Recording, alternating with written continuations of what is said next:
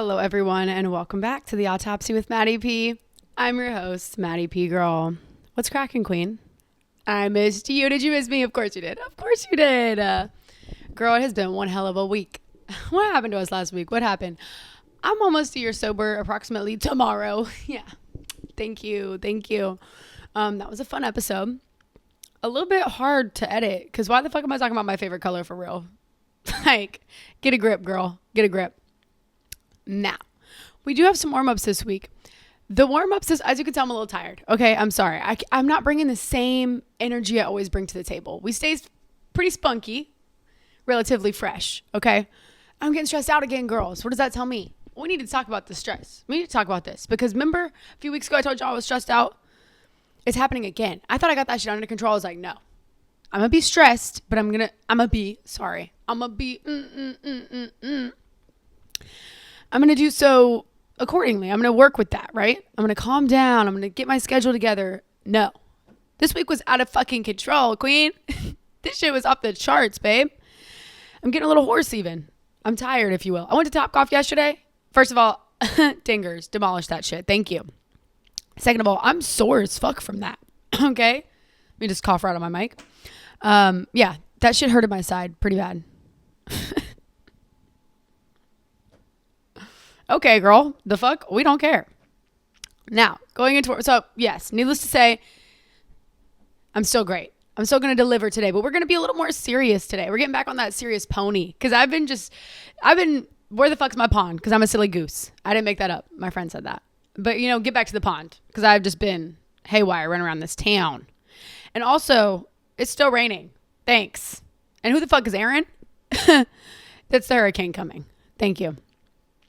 So, girl, I feel like fall is bestowing itself upon me. She's thrusting. I'm okay with that. Y'all know how I feel about fall. Sun guilt is real, but I've been working with it, okay? I still got a tan line. Everything's fine. I don't have to be literally brown as fuck, okay? I don't have to be tan as shit, tan goddess all the time. I still look great. I'm also breaking out. Don't talk about it. Don't bring it up. That was rude. Don't ask me. Thank you. I have no idea what's happening. I honestly would not be surprised if it's this jank-ass water up and forthcoming through my pipes. Fall is being thrust upon us. I was at Costco. What did I buy? Viral pillow, girl. $10.99 at Costco. You walk your ass up in TJ Maxx, you're spending a clean $14.99 easy. Okay? So that's happening. Now, my warm-ups today have a little something to do with me being the Mad Hatter. They sure do, girl. And I am wearing a sweater today. Mind a business that pays you. And y'all, I have been getting into the rabbit holes again. As if I'm not in a rabbit hole every other damn day. They get me so hard, y'all. They get me so hard. So I'm like already sighing at myself. And I read Quarts of, girl, the red one, the Court book. The first red book. It was the best book ever. Thank you. Gave me all the romance I needed. That shit kept me warm in between the thighs. I will say that was great. Yikes. How come we're always off to a rough start? Like, that's what warm-ups are for, though. Thank you. So, amazing book. Fantastic. Second book, the Mist and Fury. Is that right? The blue one? It's great, but it's like literally the size of the Bible. It is my Bible, but it is the size of the Bible. So I'm just kind of like taking breaks here and there. My Wi-Fi is out, so I just feel disconnected from everything. So my 5G she's honestly doing good. I'm riding right on her back, and she's just carrying us through this week. So let me get started with some warm-ups, girl. And you know what other song I've been loving? Will I ever be free? Have I crossed the line? All the things I said running through my head. That shit is a banger. If we're being honest, so I revamped my music style. I was always a rap girly. That's just from growing up in the South. Like, we just all listen to rap. It's just how it always was. So I've been kind of exiting that era just a little bit because, I don't know, I like feel emotions again. And I don't want to listen to Kodak Black every single day. Love my rap guys. Still love you guys to the end of the earth. I still will listen to you very often. But I'm like cultivating my own music taste again. Because I'm not constantly coked out in the backseat of somebody's car pretending I'm in a music video. So, Also, I'm sorry if you weren't raised on the Migos. I am honestly, truly, terribly sorry about that. Because, girl, that shit hits every time. Last Memory or what the fuck? Yeah. I'll listen to that every day. Thank you. That's an exception. But cultivating my music taste, y'all. And you know what I love? The shit from 2000s, the background songs and Pretty Little Liars, all the things I said, all that shit, girl. We got Coldplay. Y'all already know how I feel about Red Hot Chili Peppers. You already know. I love them motherfuckers. Those dumb motherfuckers. I love them. And I love Real Rock, which Real Rock is dying. Sorry. She's cold. She's been deceased, girl. Rick and Morty or whatever has already taken over her body. Rigorous Mortis? Okay. Wake up. Wake up, San Francisco. So that's been my music taste recently. It's just when I have an old bop in my head or I hear an old bop somewhere and I'm like, that brings me to another point, which I can't have too many points because I got shit to talk about. Zach Bryan, I have learned, unfortunately, to my great despair, is now low-key kind of triggering. Okay.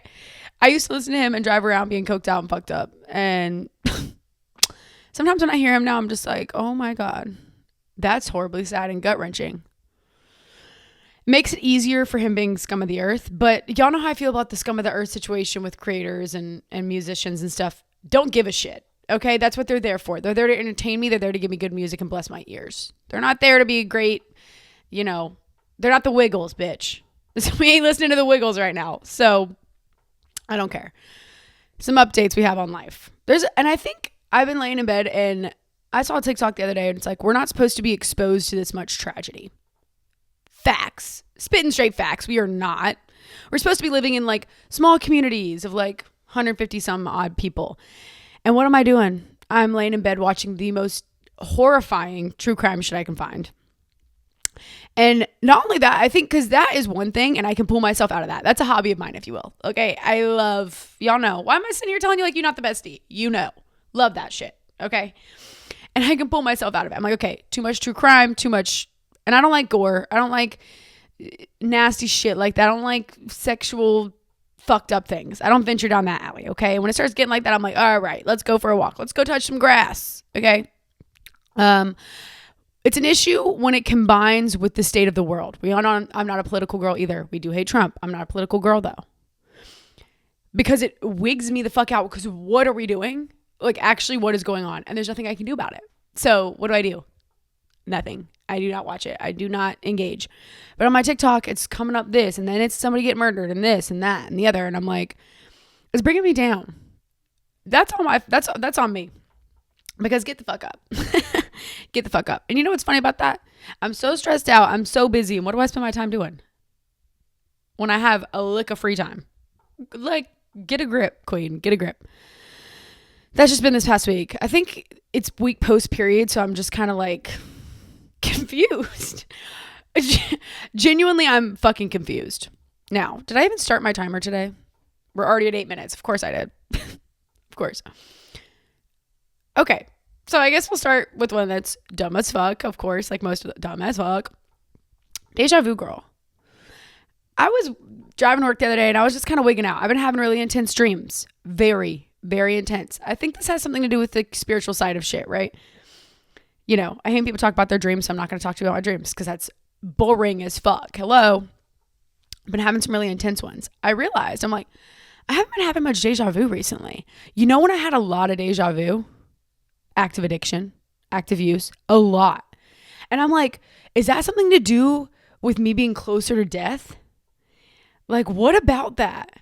And now that I'm healthy, me coming here to talk about how I'm kind of not healthy right now. I'm healthy, girls. Okay. I drink my green juice and shit every day. Thank you. My dreams don't have deja vu. And I'm not that's so ravening every 30 seconds. I just wanted to bring up that point because what the fuck is deja vu? And why can I tell the future? Why can we tell the future? And you guys know I part with the side. We don't know shit because we're not supposed to. Because we're not dead yet. Thanks. Yep. But I want to know that. I would love to know the dream situation. Where are we going? Whatever. And, in Judaism, people and I could be wrong on this. I'm sorry. I'm trying to be politically correct here. People have these like water buckets that they keep under their bed to cleanse their hands with because they're 1/60th, don't quote me, but I believe death essentially is what they consider sleep to be. 1/60th death. Hello, facts. They have a whole ritual about it. So I just found that interesting. I don't even know where I learned that. Now, moving on. You guys, I have this weird brain of mine that I live in. Very strange place. And I'm letting you in on it every week. And you're just in there too. And I'm sorry about that. I always felt this weird thing about animals smelling fear and like smelling different fear. I watched something. Watched as in it was a TikTok. Thank you. Not even going to lie about it. And these researchers sent 2 groups of people out. One was just a workout in a sweatsuit, normal sweatsuit, right? Working out, jogging, doing their little thing. Then we had another group B. I was about to fuck around, but I don't even know what the fuck. Yeah, I can't even joke about scientific shit because I don't even know what it means. Group B. They were also wearing these sweatsuits, girl. And they were jumping out of an airplane for the first time. This is their first time leaving an airplane. They had people smell, the researchers smelled, or they had people come in and smell the different sweats. Disgusting, right? And come to find, the sweat from the people that jumped out of the plane, it emitted something, ignited something, enlarged, I'm not sure, in the amygdala, which the amygdala, as you guys know, probably, maybe, is the fear portion of the brain. These people then put themselves in kind of a place of fear via smelling the fear sweat. No one else cares about that, I'm sure. I just was like, whoa. And maybe that's obvious, but to me, I like always had this thing about smelling fear. And I was like, I always thought, this is so strange too. Maybe I'm about to say it. I always thought that there were people walking around us that could smell my fear or read my mind. I know, like since I was little, I'd be like, there's someone coming to like, and I don't want somebody on my inside like that. You know, that's crazy. Hey, you're mental. Hey, you're scary. So I just heard that and I was like, moving on. I wrote Bayside Mall alien thing. We're not getting into that. You guys know. Miami alien mall situation. And then there's a spacecraft that was larger than Manhattan called 31ATLAS Atlas. And I was freaking out about this motherfucker. Okay. I was like, what? Hey, what? Turns out it was just a comment. It was confirmed a comment. Y'all know how I feel about the alien shit though. I'm really hopeful that they're on some peace shit, but if they're anything like humans, like to some degree, I think when people congregate, they want to fight something. You know, that's just an innate thing. We need to fight something and we're going to go find it. So I don't necessarily trust that all aliens are peaceful. We can be hopeful. But in my head, aliens are not another dimension. But then again, that is space travel. So when you get to space, everything's a different dimension. But it's not like the veil of death or like the other side, that spiritual shit. So in my head, I'm like, they're pretty, not human, obviously, but like on the same level of existence, I guess.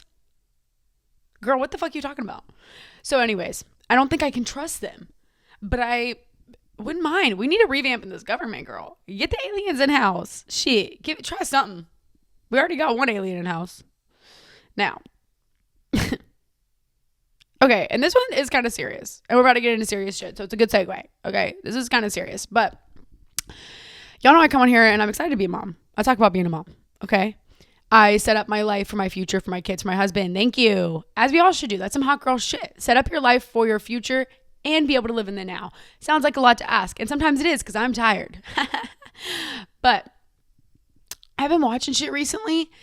And this, I think, is also something that gets me down with my doom scrolling. And I'm getting a handle on my doom scrolling. I actually don't even have time to scroll that much. So anyways, doesn't matter. I'm explaining myself. I don't know. And in some of my doom scrolling, there's been a mixture of a lot of female hate and a lot of very terrifying, which we all are aware this has been happening for a very, very long time, since the dawn of time.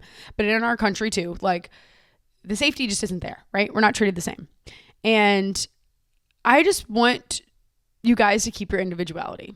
I want you to get that shit on lock. I want you to get your independence and your work efforts and or work ethic Hey, can you speak today? On lock. Get that shit on lock. Don't let these men come in here and tear you up. And don't belong to no man. You're nobody's property. And I want you to understand that because it freaked me out. And I know I come on here talking about being a mom and being this. You are so much more than a reproductive system. So much more. And then on top of that, you have the greatest job in the entire world, which is to create life, which for some reason is downplayed by these freakazoids out here.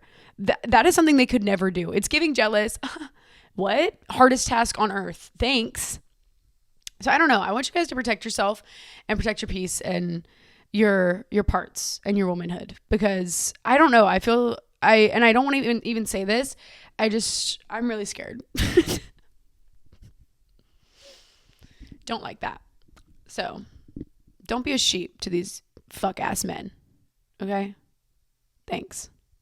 Moving on. What are we talking about today, girl? What's going on in the Autopsy universe? We're talking about judgment today. Biblically, no. We're not. We are talking about judgment, though.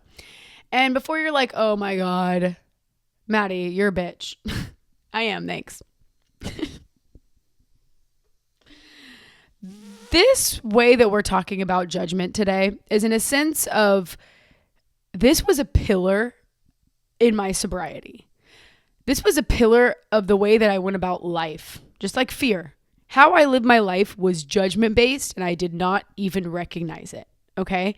And we're going to deep dive a little bit into what that looked like from my experience personally, because I think it'll look different across the board for everyone. And it's a weird topic. It's a weird thing, but it was something that I recognized quickly. Someone else brought this to my attention, a lot of other people. And it just ignited something. And I was like, oh my God, I lived my life based on this. Like, what? And it's one of those other things where I'm not who I say I am, or I'm not who I think I am. My life is based on judging people, therefore thus judging myself. Right? Following?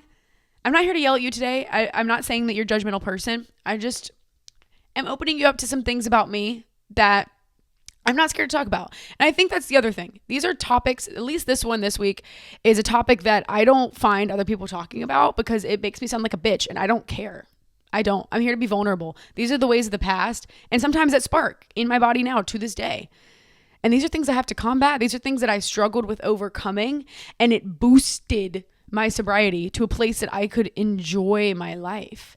And I don't realize these are the deep, dark reasons of why I hate my life so much and why I hate everything around me. Hated. Okay. Love my life. Thanks. Hated. And so, yeah, let's jump into it, girls. Okay. And I've talked about this part before, so I won't go too deep into it, but a little background on my judgment, if you will. So, and like I've said, I've touched on this, said that twice. Thanks. I'm a Southern girl, Southern Belle girl, South Carolina raised. Okay. And, in the South, and this is amongst a lot of cultures, I think this is just a world thing. There is, and it's deep in the South, there is this thing where you, especially as a woman, but you in general, cannot be in a place to receive judgment, which means you need to be like everybody else. This isn't I want to be like everyone. This isn't an inside thing. This is a societal standard where in order to make your family happy and be where you're supposed to be in this life, you need to be what everyone else is. They don't say that. They tell you to go be yourself, to go like your favorite color, choose your favorite shit, be who you are. That's not the truth. That's not the truth. And I think, and I'm not saying this in a bad way. I love my parents. Like, this was not about my parents. They genuinely wanted that of me. They wanted me to go be me. But ingrained in us and ingrained deeply in our culture and amongst thousands of cultures is this, well, don't go get perceived now. No being perceived, And that was, horrible for me and made me hate myself my entire life. This was more so too, and I'm just going to go ahead and say it. Other kids in my school, their parents. Honestly, genuinely. And I mean that from the bottom of my heart. I remember being in high school and having weird experiences with adults and or other adults going to my parents about weird shit or just like certain things. And it was such a small town vibe. And I remember being like, damn, it sucks to be a kid. And now that I'm grown, I'm like, so weird. That was so weird. Hey, get off your kid's back. Hey, let them live. I will give the leeway of this was the start of the internet. So there was more of a hawk mentality around it too, watching your kids and stuff. But there was just a lot of coming for other kids, this weird competition thing. I don't know. And that shit was weird. Okay. And it sparked something in me. And, this was all based in the South and most places, I'm sure. It's all based around religion and small town gossip, girl. That small town shit. Okay. Nobody has anything better else to do. So they're talking shit and they're mad religious. And I hated the aspect of growing up that everything that I did wrong or was perceived on was a direct correlation to my parenting and my parents. And that's crazy because I'm an alien and I did not come from their love. Like now I am who I'm supposed to be and on the right track of who I'm meant to be. But my like who I was the exact opposite when I was a kid of anything they taught me. The exact opposite. I was so rebellious and so bad and so stank my whole life, essentially. Loving girl. But like I did some crazy fucked up shit. And that directly went to my parents, which I guess is like part of it. Hey, what? I guess like it makes sense to some degree, but I hated that. And that caused this horrible fever in me. Someone walking a tour an apartment. Hey, don't live here. Basically, I only cared what I did to spare my mom and my dad. That genuinely, like, and I don't think I would have felt much remorse for the shit I did. Like, fuck you and fuck your mom, honestly. But I knew my mom was a great person and I knew she raised me to be better than I was. So anytime I held back, it was always with her in mind. To this day, that's what it's about. And that's just natural. But what I was saying was that it elected this whole community of this judgment and of being a Southern belle through and through, elected this intense and awful judgment within myself. Towards myself and towards others immensely. I didn't even recognize it because my mom was so loving and kind, and anytime we talked shit, she hated gossip. My mom was not like, she didn't want to know what was going on. If she heard us talking shit, we were not supposed to be talking shit. She was not part of that. And she taught us to love other people genuinely. And that was hard for me in a community where it was based on talking shit about people. And I think just being talked about by older people at such a young age caused me immensely to judge other people, to judge the people that were talking shit about me. And then it was this weird robotic thing where I'm like, that's what I'm supposed to be doing on the inside. It's like, I'm supposed to be judging. And I don't know what that was and how that translates, or is probably not making much sense right now. And I think what I'm trying to say, honestly, is that it programmed my brain for that. Part of this, and I've spoken on this a little bit recently, but I'm putting pieces together from my childhood and my judgment because I still face it, that when you take a step back, you recognize that that is so patriarchal. Is that the word? It's so misogynistic. There's something about women being perceived, right? And this is us playing into that standard of men. Men aren't out here doing that. They're not judging other kids, judging each other. They're not like, of course there's to some degree, and that's natural, but not to the intensity and the level that it's happening in the womanhood. And that's because we have a greater judgment happening, and that's for men. Men aren't being judged by women. They're not the ones competing. They're not the ones who need to be in an audition to make sure they're perfect and they're dressed right and their casserole is good. So we are adhering to this bigger eye. Some people saying it's God. For the most part, I think it's a ridiculous amount of misogyny that is just ingrained into us over and over, and the men are answering to God. Not that I care who's answering to God, but and taking that step back, I think going into my adulthood, and I was trying to, and we talked about this, so I won't keep beating a dead horse, talking about the balance in me finding a professionalism and myself, and not even professionalism, just being a lady and being myself and what that looks like. And the fact that a lot of it is fucking bullshit and it's us adhering to men. I'll say it again. And that balance now I'm finding thinner and thinner and thinner of not giving a fuck what people have to say, saying fuck on my podcast 50 times a week and not caring because it's ridiculous. And I think most of it is just us being a certain way for men. Sorry. And that's why we hate each other. And that's obvious, I guess, why we're in such competition with each other. But I'm done with that shit. Guess what? Fuck men. They don't want you to even have control over your reproductive system. I think what goes with that is I thought that in order to fix my heart, it was becoming a lady. that giving into that programming of what these small towns, what this gossip, of what this shit wants you to be, was me fixing my heart and becoming who I'm meant to be, is what I thought that looked like. And I just kind of started to understand that trickery that I played on myself, that I think it's just fixing my heart is me just not getting in trouble anymore. Because I was always in trouble. I was always this. I was always under a spotlight. It was always this and that, being pulled apart and judged and all this shit. That's not what fixes me. What fixes me is saying, fuck that. And I'm honestly going to curse more this episode just because of it. And becoming myself. And as I came into my sobriety, that was just kind of a backstory, I think, on the way that I perceive judgment. And it's different for everyone, but how deeply ingrained it was in me. And then as I got into sobriety, I realized that it was a pillar of my existence, like I stated before. And it was kind of finally identified as in me as one of my greatest enemies, because our brain obviously plays these tricks on us. And so the way that I'm going about every decision I make is in regard of judgment. It's in regard of how others will see me, how I will see myself.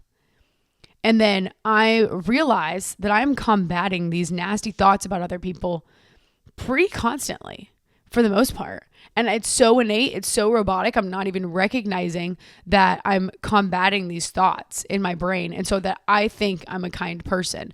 It's just like an inch under the surface. It's not even that far down, because it's not outright who I am. Because what I learned from my mother that I didn't learn from the other mothers was not to partake in judgment, was to not partake in gossiping, and was to partake in love. That's what my mother taught me.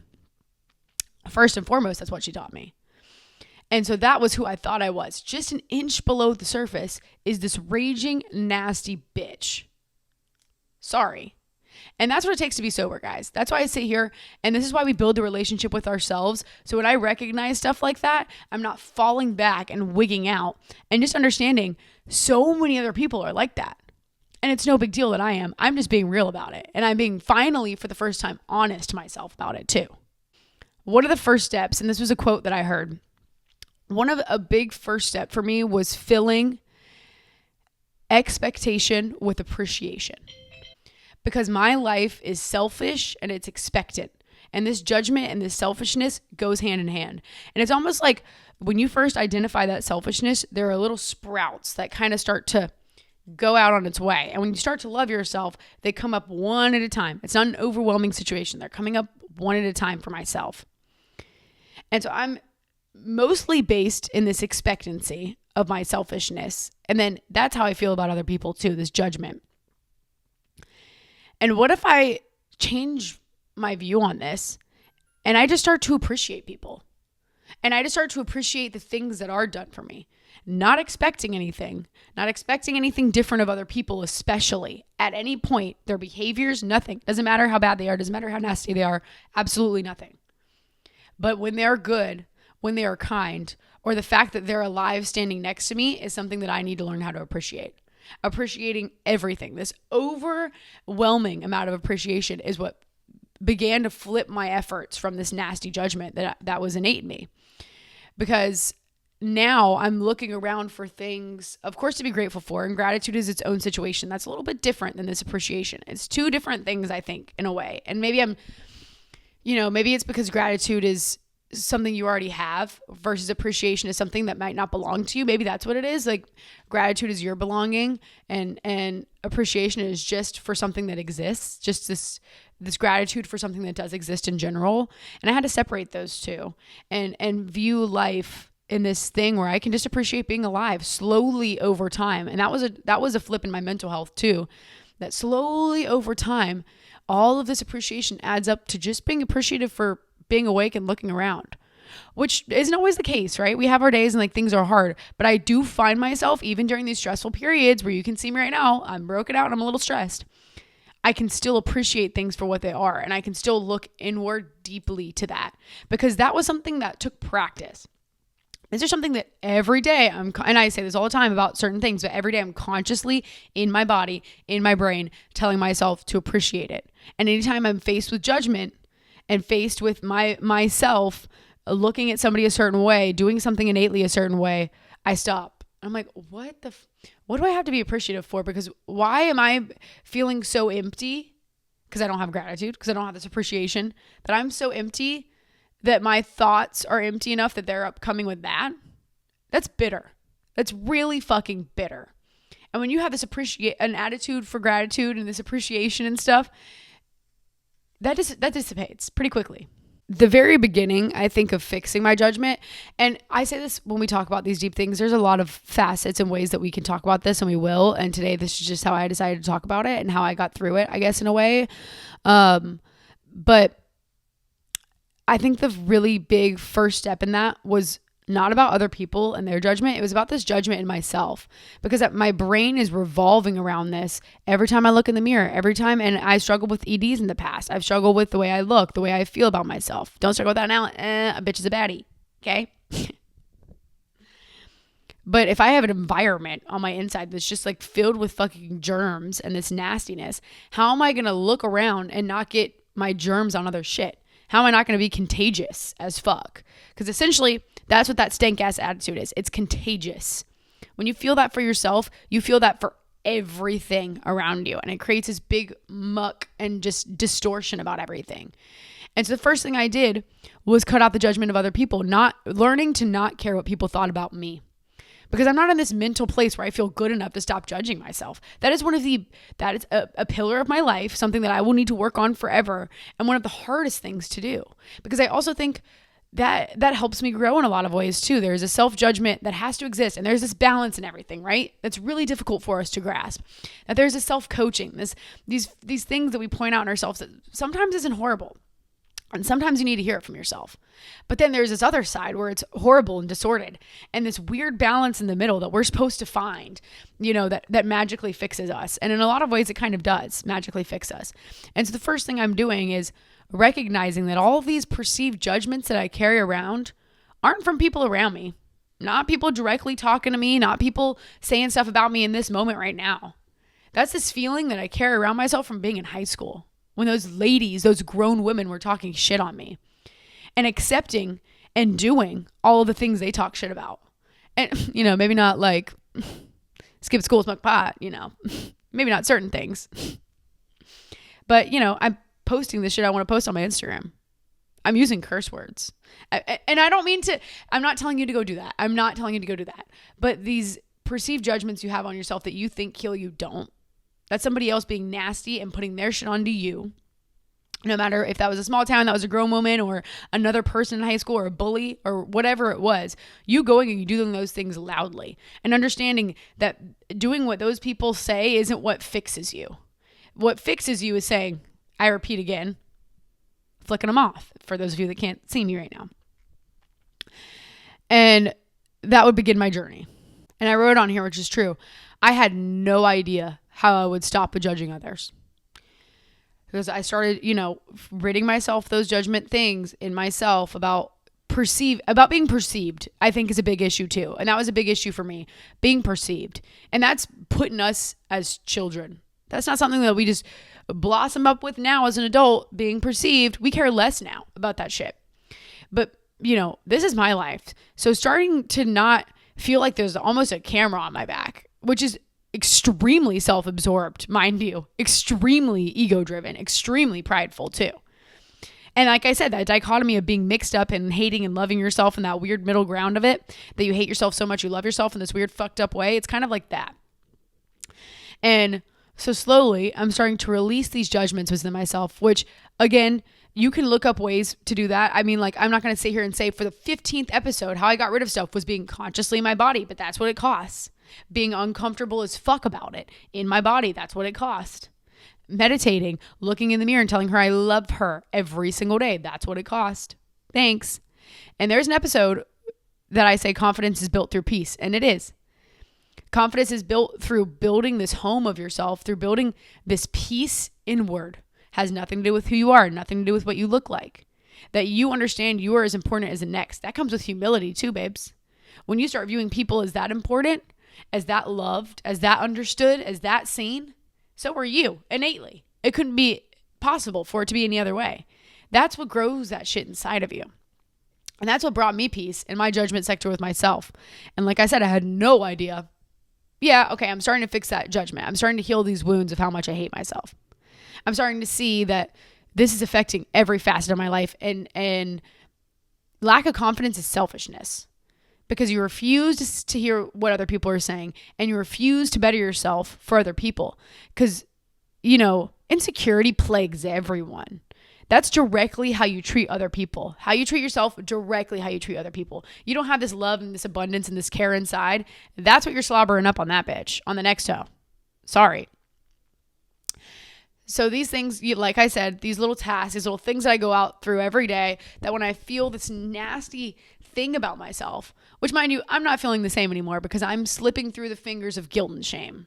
So I'm slowly ridding myself and telling my truth, telling my story, coming clean of all of these horrible lies that were in my addiction and my alcoholism, all of these disgusting things that I did that were just being carried around with me every day. That helped. Being honest, being true to myself, that's what helped. That clean slate mentality. And doing all of that work would only enable me to see other people for what they were. And that was beauty. That was grace. That was them being another point of consciousness, another whisper of the universe that I can be part of. And that's awesome. That we get to be part of this universe. And this, now I'm starting to sound crazy and hippie doo-doo, but it's true that like we are coming in path with another being.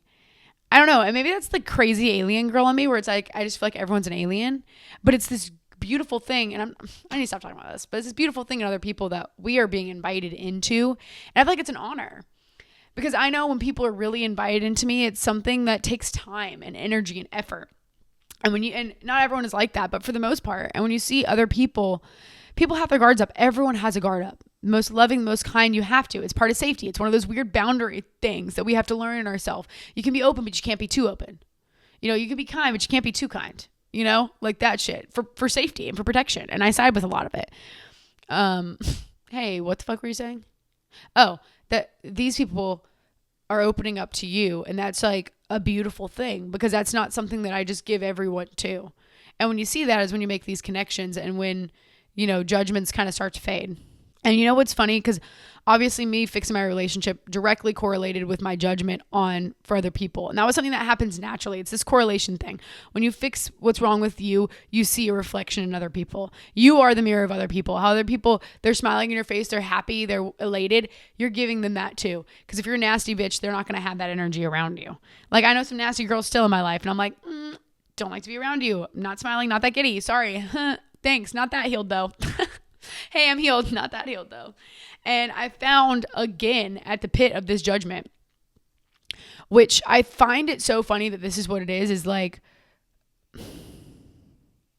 focusing on the task at hand. It's mindfulness and focusing. And that's what it takes for all of these little ideals that you come across, that you realize finally comes to the surface, are pillars of who you are and pillars of our community and our society too, mind you.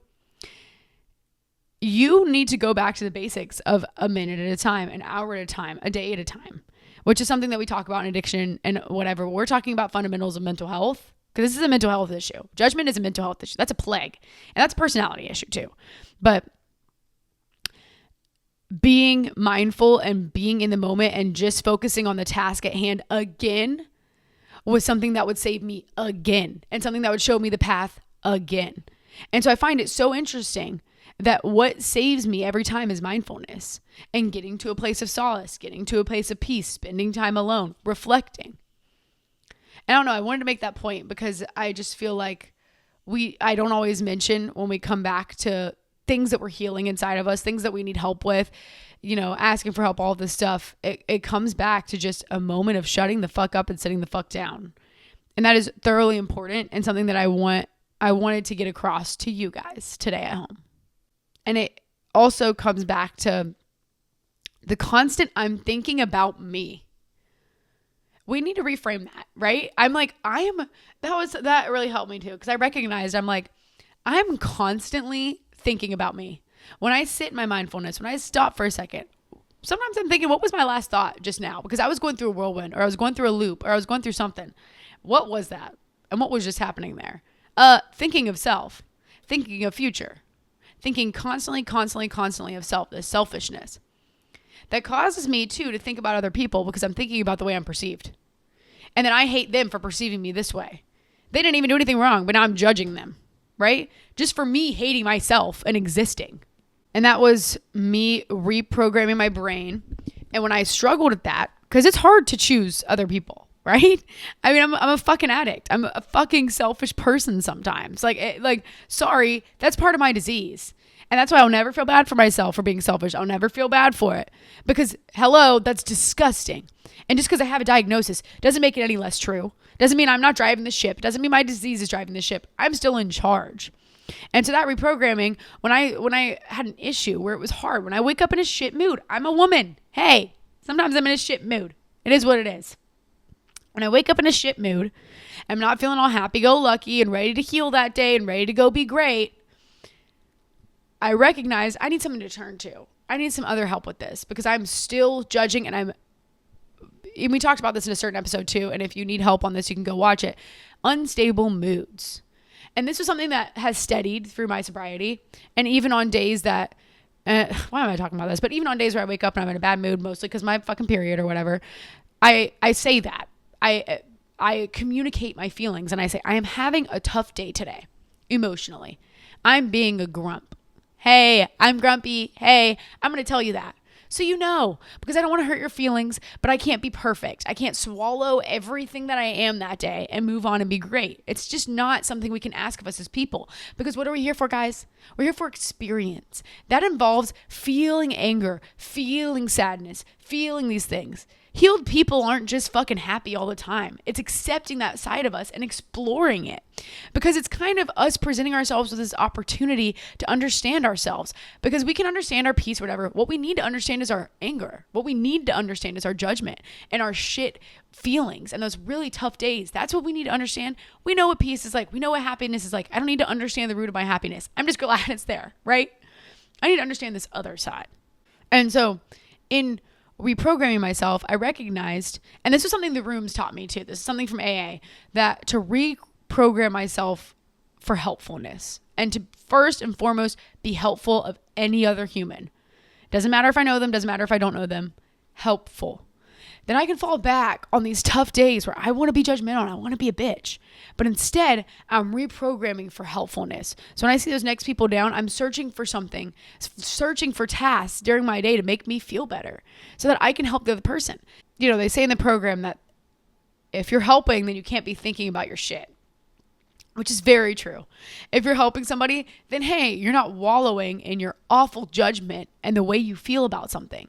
And especially being in service of people that we might not want to be, I have found was important to me. That was mostly a work situation because in the streets, you know, you don't know these people. You're fine helping strangers and helping your neighbor and helping people. And even some of my neighbors, people that I did not like, people that I had this innate judgment with, I had this call, this yearn to go help. But if I'm busy being useful, I can't perceive. I'm busy helping. I can't sit there and judge that person or think about, I'm just there to help.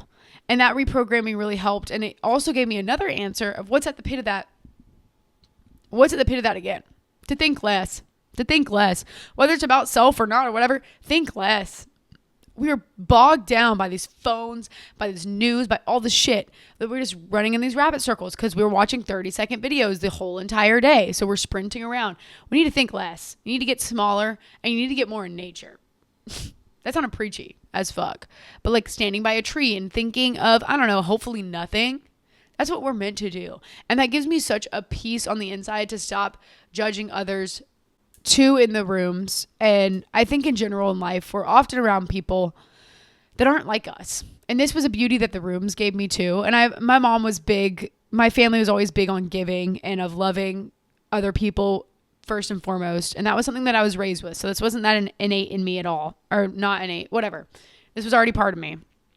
But seeing how similar, and this is part of addiction, seeing how similar my brain was to other people that were nothing like me was something that I absolutely adored because it taught me compassion in this next level way, because I can see people through their pain finally and see them at the bottom of the pit of what they are. And what they are stripped under all that shit is magic. That's what each person is under all that shit. Everything that's happened to them, everything that's they've done to others, whatever, is this little magic bubble that exists in their chest because they're simply human for being alive.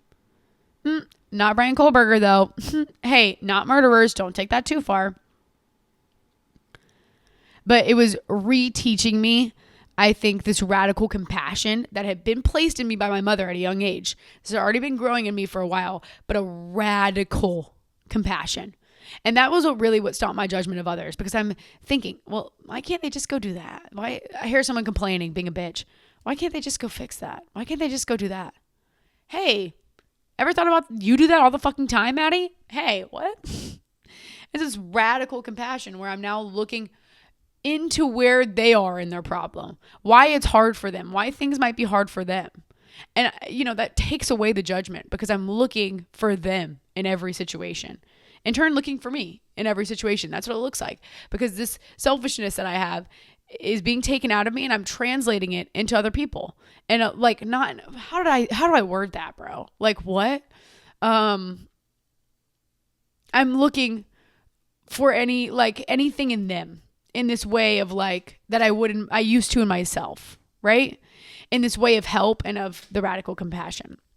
And that flipped my judgment, because I'm not looking for how they could fix it. I'm not looking for what they're doing wrong constantly, because somebody was always looking at what I did wrong constantly. And that wasn't fair for me. And that's not something that's fair for them. And it's also healing the inner child within me. It's healing this girl that gets to go be free and go be great. And I want other people to go be free and go be great. And if I'm granted that same opportunity, they have to too. There's this balance in life that I didn't understand, and that a lot of people don't understand. It's this balance. It's this give and take situation that you are directly, I already said you're the mirror of other people, but you take and you give back. You give back first and foremost. And that balance, that homeostasis has to be that way. Because when it's flipped, then we get these issues in our brain. We get these holes in our mental health, these holes in the way that we feel about ourselves too. And that was when I started handing out benefit of the doubts like candy. Benefit of the doubt every motherfucker you can. Because you're not there to judge, you're there to help. And slowly, I would understand that my role didn't include judgment at all. Assigning myself this role of humility and of peace and all this shit. That role has nothing to do with judgment. Hey, you're being demoted if you're going to keep judging like that. And that's not part of your role. And that's not part of this new character in a way that you're trying to fit into. Not faking myself, but in healing. This new character that you want to be. Judgment doesn't exist in that zone. And this was something that I say that when I was growing, I say almost every episode, that patience and these things were already innately part of me, and I just had to push a little bit. This was not. Judgment was who I was, fully who I was, and I'm not scared to admit it, because it's real, and I'm sorry. It's just the truth. And I had to push past this for months and months and months. I can't lie and say I catch myself a lot doing it now, but I still catch myself. And this was a continuous battle that I had to be set up for. And it's a willingness to fight that battle. Because on the other side of that, what is that? Immense peace, a home. That's what we're here for.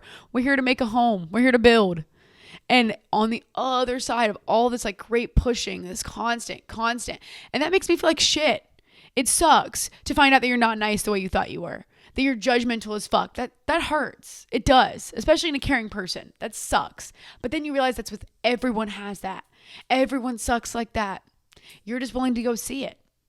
And I think I'm talking about it today because it was the hardest battle I fought against my morals. And we talk about morals. And you guys know I like to talk about morals and talking about doing the right thing and whatever you're supposed to do.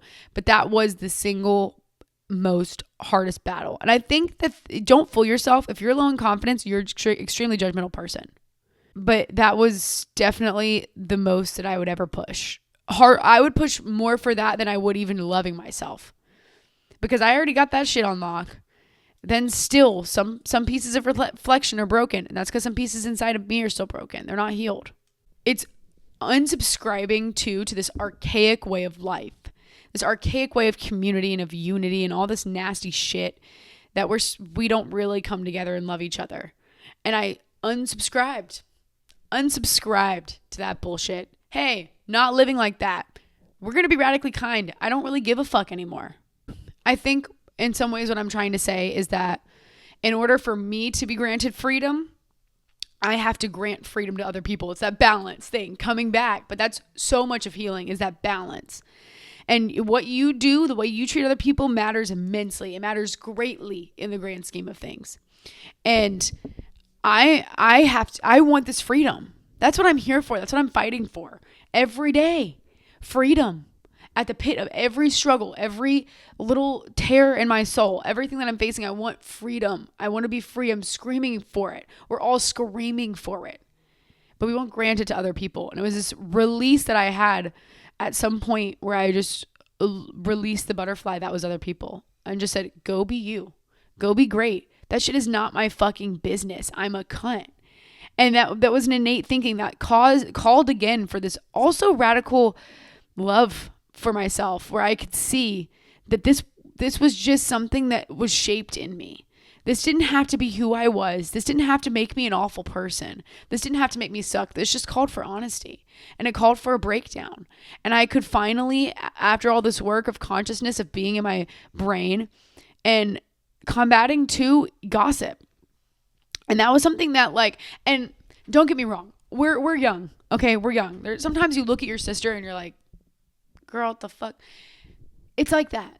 Life is like that. That's natural. There's nothing wrong with it. But gossip in this like other way of people talking when no one's there, like whatever that looks like, I had to completely, like, even my closest friends and even my sister, and you can ask her, even my sister, I would say, hey, I'm not subscribing to that. I don't talk bad about people at all. No ill will. And that wasn't like my very radical phase, because I knew that's what it took to get over it. And there are times now where I'll slip and I'll be like, Mary Love, you saw that shit, right? You saw that shit. Come on. And yeah, I'm a human. Sorry, I'm a human. It is what it is. But at that time, it was radical. I don't behave like that. I don't speak ill of people, whether I think it, whether I'm not. And then in my brain, if I'm thinking it and I want to, dissolving that shit, letting them be free, and freeing myself from thinking of other people. What a waste of brain space. What an absolute waste of brain space. I could be doing so much other shit up here, and what am I doing? Come on.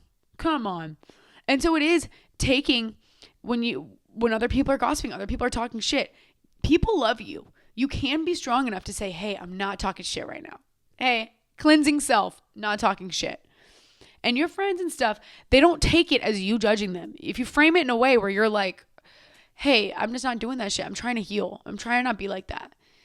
People are like, okay. And they love you. They're not judging you for that. And that was an issue I had. I constantly think somebody's judging me. I'm running, sprinting from this monster of judgment.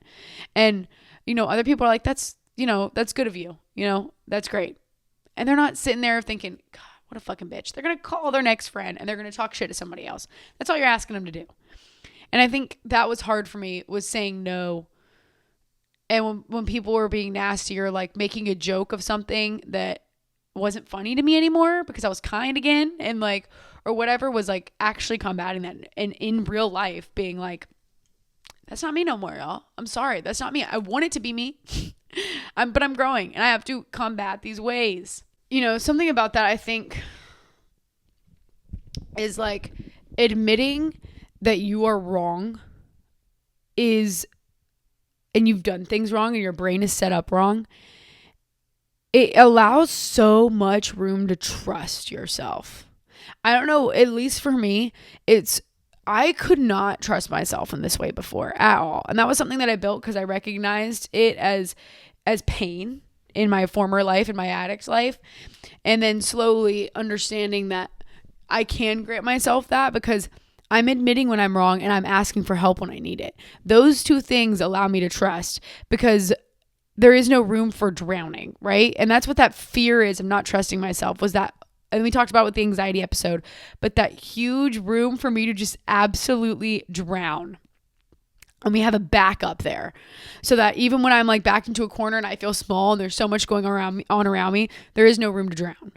And that I think helped a lot with trusting myself. And that was where my mind could be ignited with this love again, where I can trust myself also to call myself out on shit. And it would finally be reignited with these colors that I could see and this beauty and this love. Because that shit always didn't just come through sobriety. I have my moments where, yeah, getting sober, it was great. Things were colorful. But that shit didn't stay. That's not where that comes from. That comes from healing. When people say they love their sobriety, they love their life, they love not drinking, it's not because they're not drinking. It's because they're working on themselves, because they want their life to be prettier. They want things to be better. They want to feel like when they were a kid again, and they work for it through a purpose in providing for others. And what I felt I lacked, I couldn't provide for myself when shit was hard. And that's what a lot of these episodes are me talking about, the perspective of shit being hard. Because it's 90% of life. It's the go, go, go. It's the being less than. It's the not hitting our mark. And that's okay. And that's what matters. And then also there's like remaining open-minded, because what about your beliefs are so confounding, so judgmental? Take a second look. If your structure, your brain, whatever in your life is calling upon you to be that judgmental, whether it's yourself, a religion, other people in your life, the way you like, it doesn't matter. It doesn't matter. I'm not calling out anyone. But the structure being based around perceiving others and judgment is not somewhere that you want to be, because it hurts to a point that you don't even recognize that's who you are now. And it's almost embarrassing for me. And I think in some ways I handled this episode a little coy, because there's so many ways to talk about it too, because it's embarrassing. It really hurts to not be who you say you are. And that's apparently been a theme these last few weeks, but I think that's where my greatest pain came from. And when I'm sitting and thinking about what to talk to you guys about, it's that shit. It's being real, because that's something that I didn't hear other people talk about outside of the rooms. Judgment and caring about others and helping others and all this shit. And that being what fixed me and stuff. I didn't hear other people talking about that. That wasn't like normal in my society. And thus making it embarrassing, because shouldn't I be focused on the bloomer shorts I'm buying off TikTok shop, or my Labubu, or like a Sunny Angel, or whatever the fuck it is? Not these great radical ideas that I would reframe my mind and create this level of peace within myself that I deserved, and more importantly, other people deserved. And I want you to be able to examine yourself in this radical way and see that there is no place for that. And that it might take effort after effort to get rid of that shit. But imagine your life when you're 40. Are you going to be nasty and mean and stuck so far up your own ass you can't get out? Or is this life going to be about others, so you can see shit clearly, so shit can be beautiful again? Because I don't want to be a bitter old bitch. I'm sorry. I don't want to be an old hag. I don't. I want to be happy. And the sooner we do that, it's so much less lines to untangle. And like subscribing to that belief, subscribing to that idea seems like a big effort, but you're blessed so much along the way that it's so worth it. And so I think it's just one of those things that Judgment calls for the complete breaking of molds. This is like brain shattering. And I think that's why it's hard to talk about, and why I'm being coy in so many ways. Is coy the right word? I don't know. Doesn't matter. But it's brain shattering. This is like a structure. It is a pillar of who you are. It's how you go about and make your decisions. It's based on being perceiving others, being perceived, perceiving others, judgment. This is just nasty shit. And that shakes your brain, because there's like lack of structure now. You're like, how do I make these decisions? How do I go on my whims? How do I or I don't want to go on a whim. How do I make this decision in a safe manner and all this shit? And it's breaking your molds. And I think in reality too, it's deep chains of misogyny. If we're being honest, I think that us in women especially, and I honestly, I think a lot of people deal with this. Maybe I'm wrong, but I do think that like passed down generationally from woman to woman, from my great grandmother. This was something in her. And these are these like, and I think that that's why I call on it, is because I don't want I'm tired of these generations being like this. You know what I mean? I'm sorry. Like, I want to give peace to a child, and that be like from my blood. And I sound crazy saying that, but like my literal blood, my DNA being healed in this way that child receives it in this like very peaceful inside of them way, that I'm not handing down these unfixed things, these untied knots, and just handing it to them and saying, here you go. I'm not saying that's what happened to me at all. Okay. I'm not. My mom is beautiful and she did a great job. Okay. But I don't know, giving them that next level up, which is like, it's not about reproduction too. And that's not what I'm trying to, honestly, Maddie, you shut the fuck up. It's not about reproduction. That's just the way I'm talking about it right this second. But in general, breaking those ties for even the kids in your community that look up to you, or like you never know who's watching. And it's more important that you provide light to them than it is you adhere to these societal beliefs. And that's what it is being yourself breaks judgment. Being yourself breaks the judgment in the way you feel about other people. And so I just want you to know it's okay to see that in yourself, and it's okay to see judgment and see all this bullshit for what it actually is, which is sucks. I don't know if that went as well as I wanted it to go. Did I get a message across to you guys by that? To consciously combat you sitting there and being like, that girl's bag is ugly, or that's a dupe, you know? Because you don't have to walk around like that, and you don't have to be. I didn't mean to sound like I was coming for you if I was. That was just what it takes. That attitude of combat, I guess, in a way is what it took for myself. And I'm kind of talking in a way of how these things happen to me and how I enriched myself in these ways, not to come for you, because it's really hard to let go of that shit. And I don't blame you. And I see you for who you are. And all of that love that does exist in you, there's still judgment. And you can overshadow it with the love and with passion. Okay? And an attitude for gratitude and helping others, bitch. Okay. This episode was okay. Sorry. I'm going to move on with my life now. And I'm going to the mountains this week, and I'm excited. Break your molds. I love you. Have a good week. Bye.